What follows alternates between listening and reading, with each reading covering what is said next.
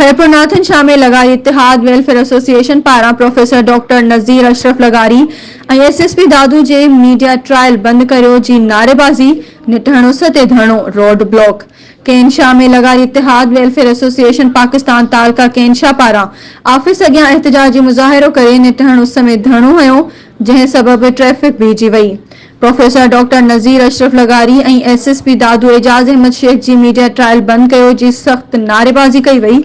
उन मौके ते तालका सदर माशूक लगारी, मकबूल लगारी, अब्दुल रहीम लगारी, लियाकत लगारी, अब्दुल वाहिद लगारी, चाकर खान लगारी ऐं ॿियनि चयो त प्रोफेसर डॉक्टर नज़ीर अशरफ लगारी समाज सुधारक आहे जेको सिंध जे केतिरनि ई शहरनि में मुफ़्त अखियुनि जूं कैंपूं लगाए इंसानियत जी ख़िदमत करे रहियो आहे। जंहिं जी मिल्कियत ते कब्ज़ो करण जी कोशिश कंदे संदसि ख़िलाफ़ मीडिया ट्रायल करे रही आहे जंहिं अमल जी सख़्त मज़म्मत कयूं था।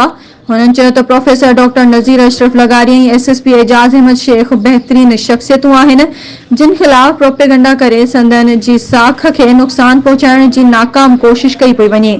हुननि मुतालबो कयो त डॉक्टर नज़ीर अशरफ लगारी जे दुकाननि ते कब्ज़ो कंदड़नि ख़िलाफ़ कानूनी कार्रवाई कई वञे, ॿी सूरत में एहतजाज जो दायरो वधायो वेंदो। Barkat Ali Chandio, Sindh Express News, Khairpur Nathan Shah.